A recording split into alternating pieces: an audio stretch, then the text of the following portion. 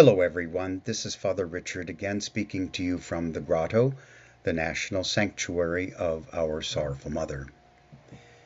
Here at the Grotto, in the upper level gardens, we have a number of very beautiful shrines to Our Lady, the Blessed Mother, Mary, the Mother of God. And one of them is a beautiful shrine to Our Lady of Guadalupe, Mary, who is under the title of Our Lady of Guadalupe, the patroness of all of the Americas. I'd like to share with you today a bit of the history and the story of how Our Lady of Guadalupe came to be, the story of the apparition to now Saint Juan Diego, which happened back in Mexico in the year 1531.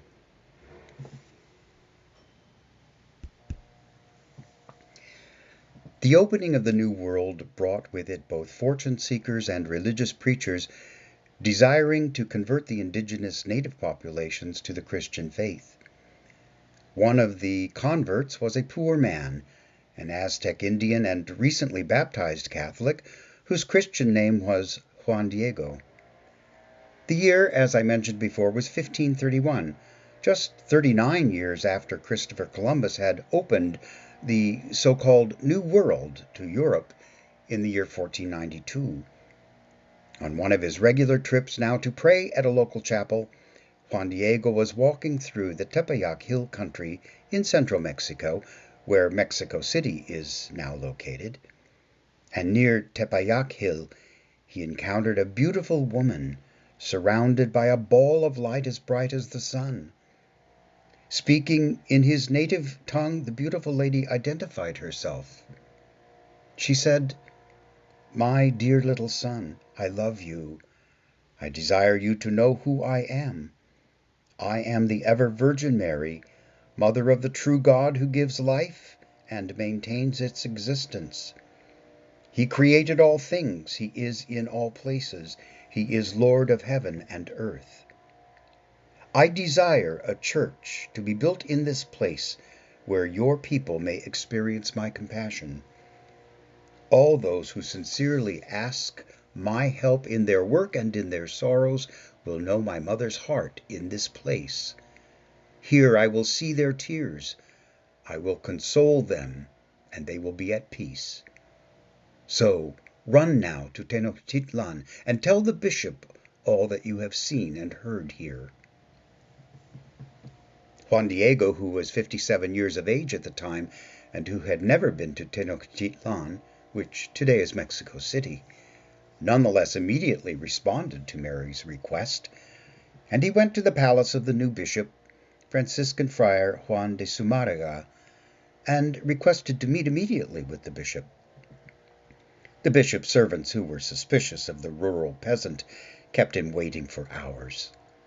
And when he was finally admitted to see the bishop, he told Juan Diego that he would consider the request of the lady, and told him he could visit again if he so desired, and then he dismissed him.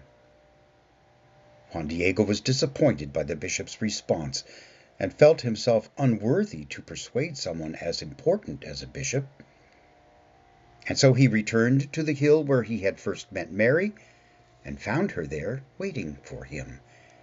Imploring her to send someone else, she responded, "My little son, there are many I could send, but you are the one I have chosen." She then told him to return the next day to the bishop and repeat the request, which she had made the day before.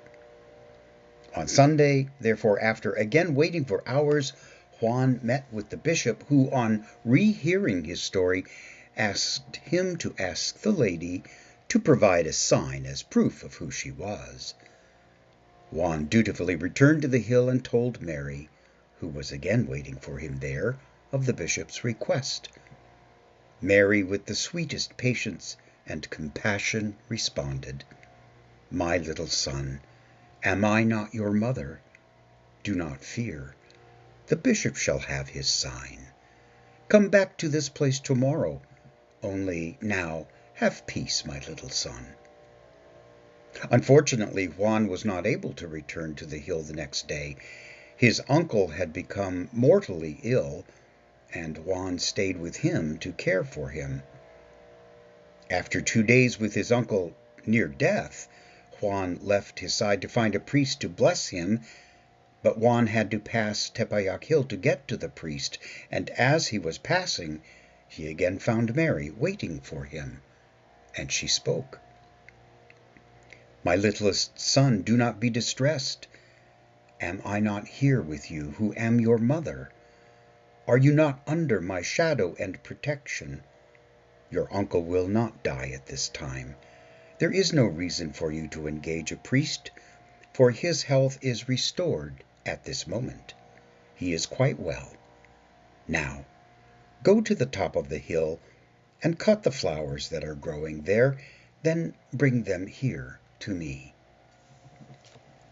While it was midwinter and freezing on the hillside, Juan obeyed Mary's instructions and went to the top of the hill, where he found flowers he did not know, Spanish Castilian roses in magnificently full bloom. Removing his tilma, a poncho-like cape made of cactus fiber, he cut the roses and carried them carefully back to Mary.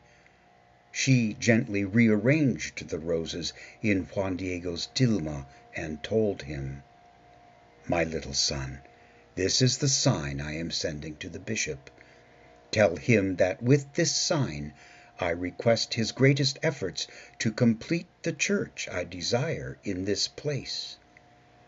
Show these flowers to no one else but the bishop. You are my trusted ambassador, and this time the bishop will believe all you tell him."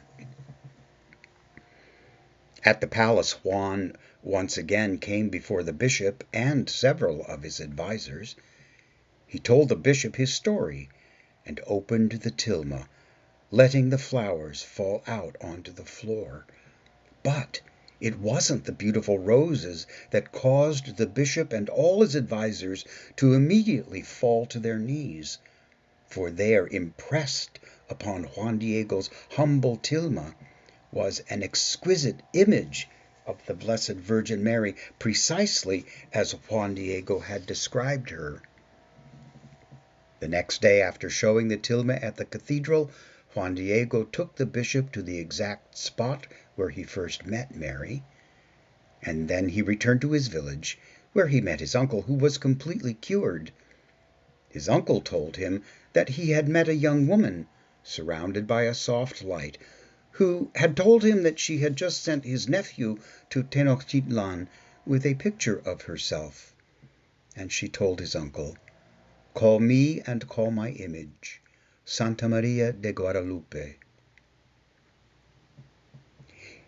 It is believed that the word Guadalupe was actually a Spanish mistranslation of the local Aztec dialect. The word that Mary probably used was Coatalope, which means one who treads on snakes. And so within 6 years of this miraculous apparition, 6 million Aztecs had converted to Catholicism. The tilma image of Our Lady of Guadalupe shows Mary as the God-bearer.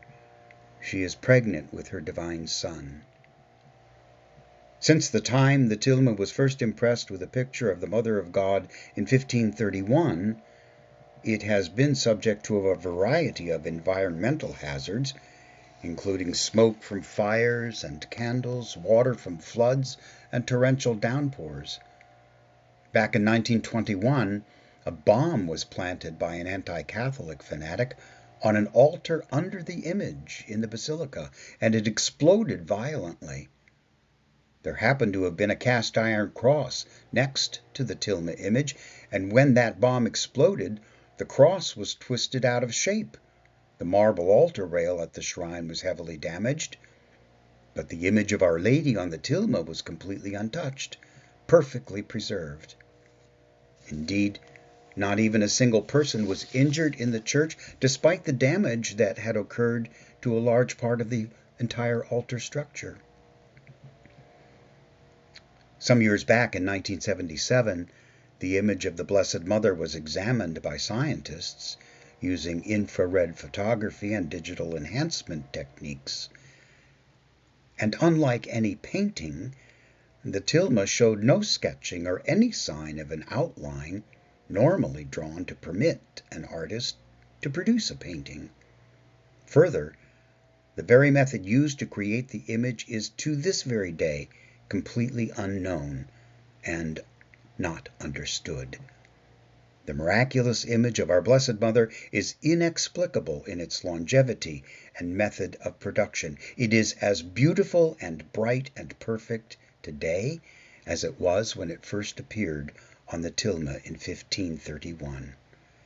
And it can be seen to this day, of course, in the large basilica cathedral dedicated to Our Lady of Guadalupe in Mexico City. A basilica church built to accommodate up to 10,000 worshippers at a time. It is by far the most popular religious pilgrimage site in the entire Western Hemisphere, all of the Americas, which makes it so appropriate that we honor our Blessed Mother, Our Lady of Guadalupe, as the blessed and holy patroness of all the Americas. My brothers and sisters, dear friends, God bless you all today, and may the loving Mother of Our Lady of Guadalupe extend her hands over you always. Amen.